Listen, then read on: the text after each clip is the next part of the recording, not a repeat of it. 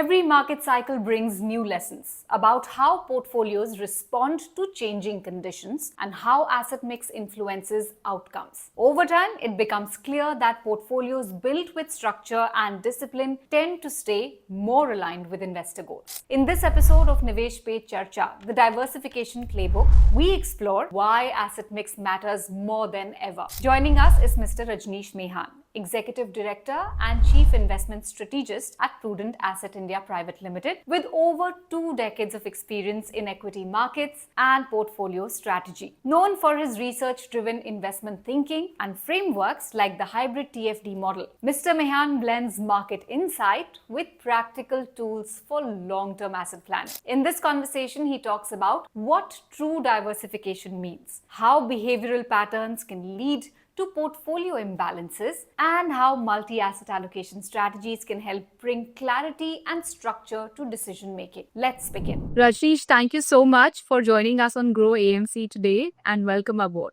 And thank you very much for the opportunity. आपके अभी equity markets में आप 2 decades से ज्यादा समय बिता चुके हैं. So, आपने some of the biggest shifts क्या देखे हैं अपने इन 2 decades में?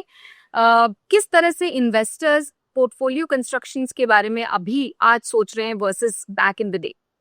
See, back in the day, portfolio construction का कुछ ऐसा कुछ था ही नहीं. मतलब, people just used to buy, इधर से सुना उधर से सुना, जो भी कुछ मतलब टिप्स आए, so उसके ऊपर लेके रख दिया. And some people, were doing short term or long term. So there was no, concepts only of portfolio construction. But now, with the online presence and online, awareness coming in. So people have, got the awareness about diversification, and they're also started, investing in different asset classes like, gold, debt. And also now people are also looking for alternative investments as a tool. तो what the difference अभी आ गया है काफ़ी. And risk management पहले लोग consider नहीं करते थे. Now they have started considering that as well. Now diversification एक ऐसा वर्ड है जो हर कोई यूज करता है, बट एग्जैक्टली इसको कैसे देखा जाना चाहिए और कैसे one should approach it when it comes to building your portfolio with different asset classes? Approach किस तरह किया जाए इसे?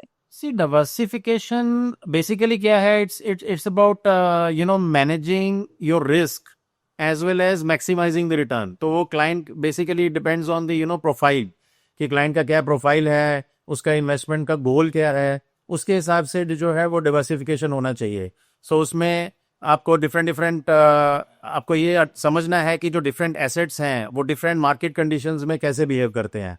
सो एग्जांपल, अभी जैसे वॉर लाइक सिचुएशंस होती है तो उसमें gold tends to do better. So equity markets volatile हो जाते हैं. सो ऐसे डिफरेंट एसेट क्लासेस को यू हैव टू अंडरस्टैंड, कौन से मार्केट कंडीशन में कौन से एसेट क्लासेस चलते हैं उसके हिसाब से, और प्लस आपका रिस्क प्रोफाइल देखते हुए कि आप कैसे उसको मिटिगेट कर सकते हैं रिस्क को, उसके हिसाब से क्या अपॉर्चुनिटीज हैं. You have to based on that you to do investments.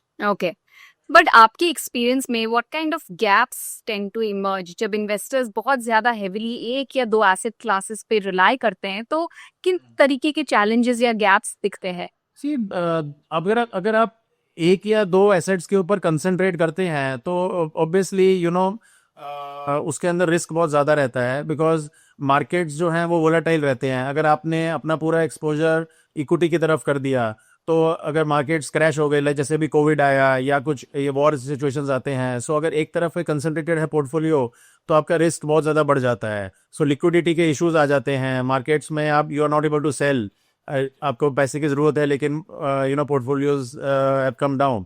Same way अगर आप डेट में ज़्यादा हैवी पोर्टफोलियो कंसंट्रेशन कर देते हैं तो आप इन्फ्लेशन को बीट नहीं कर पाओगे, because your returns will be comparatively lesser than very difficult to beat the inflation. So same way अगर आप गोल्ड की तरफ जाएंगे, डिफरेंट एसेट क्लास गोल्ड में जाएंगे, commodities they are also cyclical. So आप साइकिल की आपको समझ में होनी चाहिए. अगर आपको वो साइकिल की समझ नहीं है तो वहाँ पे भी एक बड़ा रिस्क हो जाता है. सो इसीलिए हम लोग बोलते हैं कि diversification based on over concentration should not be there, and you should see your profile and based on that diversification proper होना चाहिए आपका. राइट. पर डू यू हैव इन्वेस्टर्स जो हमेशा इक्विटी, डेट, गोल्ड किस तरह बिहेव करता है ये रिकॉग्नाइज कर पाते हैं, स्पेशली जब मार्केट्स वॉलेटाइल हो? नहीं, सी क्लाइंट्स के लिए it's very difficult to understand all this, not always, मतलब वेरी डिफिकल्ट होता है, बिकॉज सी मार्केट्स वोलाटाइल होते हैं तो हर हर हर जो एसेट क्लास है वो डिफरेंट डिफरेंट बिहेव करता है, तो different different asset classes different time पे मूव होते हैं, बट वो क्लाइंट्स को भी समझना सी, अगर मतलब आजकल अभी ऑनलाइन सो अंडरस्टैंडिंग वहाँ से थोड़ा बहुत हो जाता है, but still I don't think that clients still understand how you have to play the different asset classes the time of volatility. Alright, behavioural tendencies की अगर बात करें तो what kind of behavioural tendencies make it difficult for investors to maintain a well diversified portfolio over time? See behaviour में देखिए, सबसे बड़ा जो बिहेवियर तीन वो तो आता है, फेयर है, ग्रीड है, एंग्जाइटी है. So that is always been there in the market. So generally people trend to always take impulsive decisions. अगर आपका ओवर एक्सपोजर इक्विटीज में है, फॉर एग्जांपल मार्केट्स क्रैश करते हैं तो आप पैनिक कर देते हैं. देन स्टॉक्स में भी होता है कि अगर आपके स्टॉक्स, आपको रीबैलेंसिंग बहुत जरूरी होती है, तो अगर मार्केट्स एकदम से क्रैश होते हैं उल्टा पैनिक करते हैं जब ये अच्छा टाइम बाइंग का होता है. सो ऑल दीज बिहेवियर्स जो हैं ये इन्वेस्टर्स को तंग करते हैं, जैसे कि ग्रीड हो गया, मैंने बताया आपको, फियर हो गया, डर होता है, ग्रीड होता है, लालच. सो ये सब फैक्टर्स जो हैं वो बिहेव बेसिकली करते हैं जहाँ पे भी ये रहता है. फिर herd mentality is another thing. अगर हम पोर्टफोलियो रीबैलेंसिंग की बात करें, अक्सर सब लोग इसके बारे में चर्चा करते हैं, बात करते हैं, but practically what makes it hard to execute rebalancing, specially जब, जैसे कि आपने कहा, इमोशनल डिसीजंस होते हैं या इमोशंस इन्वॉल्व होते हैं इन्वेस्टमेंट में. So what is it that makes rebalancing hard when you have to practically do it? See hard यही होता है एक्चुअली. ये जो see both the questions are linked. Actually क्या है कि जो इमोशंस होते हैं they only play hard in that rebalancing. So ये जो बेसिकली रीबैलेंसिंग है वो आपका टारगेट एसेट एलोकेशन के हिसाब से होना चाहिए. तो अगर आपका एसेट एलोकेशन में, अगर आपने 70% इक्विटी डिसाइड किया है, आपने 20% डेट और 10% गोल्ड डिसाइड किया है, तो अगर वो 70% इक्विटी आपका 80-90% पे चला जाता है, तो then you need to have a discipline to bring it back to 70% and increase in debt and gold. So that discipline should be there for rebalancing. Okay, but आपके हिसाब से where do you think a structured approach जैसे multi asset allocation funds है, where does it fit in, specially उनके लिए जिन्हें diversification चाहिए लेकिन उनके पास टाइम या एक्सपर्टीज नहीं है खुद उसका मैनेजमेंट देखने के लिए? सी मल्टी एसेट एलोकेशन फंड्स क्या है, डिफरेंट डिफरेंट एसेट्स में इन्वेस्ट करते हैं, इक्विटी, डेट, गोल्ड, सिल्वर. सो उनके पास प्रोफेशनल नॉलेज है कि कौन से टाइम पे कौन से एसेट्स में इन्वेस्ट करना चाहिए. देन उसके बाद there is a rebalancing which is required based on asset allocation. जब भी वो एसेट कौन सा अच्छा परफॉर्म करता है वो रीबैलेंस करना प्रॉब्लम अच्छे से होना चाहिए. सो ये सब जो चीज़ें हैं वो मल्टी एसेट एलोकेशन फंड्स आपको देते हैं. तो विदाउट योर नॉलेज, बिकॉज वहाँ पे प्रोफेशनल्स बैठे हैं, वो अपने आप से एसेट एलोकेशन भी करेंगे, वो अपने आप से रीबैलेंसिंग भी करेंगे. ठीक है. सो ये that is why it is good for people who are looking at diversification in this various assets. तो अगर कोई multi asset allocation fund consider कर रहे हैं तो उन्हें किन बातों का ध्यान रखना चाहिए और what are the factors they should pay attention to before they choose कि किस फंड में उनको पैसा डालना है? सी सबसे पहले तो जो most important is that the investment objective, कि आपका इन्वेस्टमेंट ऑब्जेक्टिव क्या है, आपका asset allocation strategy. So that is most important कि अगर आपके एग्जिस्टिंग एसेट्स में आपके पास ऑलरेडी गोल्ड बहुत पड़ा हुआ है, ठीक है, तो then you need to see the fund कि उसका गोल्ड एलोकेशन कितना है, इक्विटी कितना है, डेट कितना है, सिल्वर कितना है.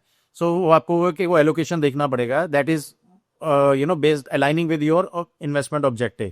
तो that is one. Another thing is that you have to look is the fund manager का expertise, कि fund manager जो manage कर रहा है उसके पास gold asset different fund managers है कि नहीं है उसके अंदर.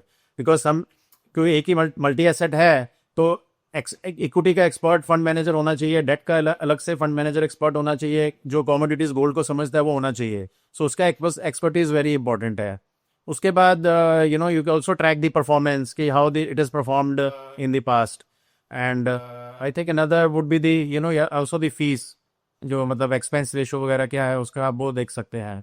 Great Rajneesh ji, on that note we'll wrap it up right here. Thank you so much हमारे साथ आज बात करने के लिए. Thank you very much.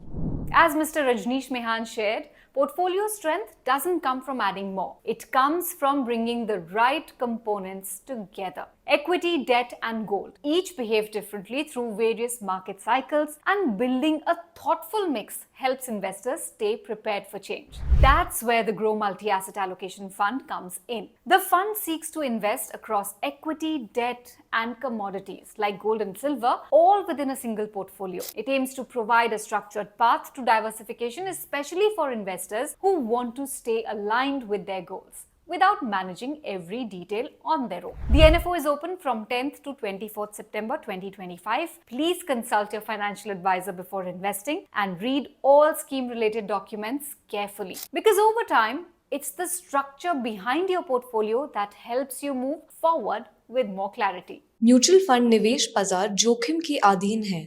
योजना संबंधी सभी दस्तावेजों को ध्यान से पढ़ें।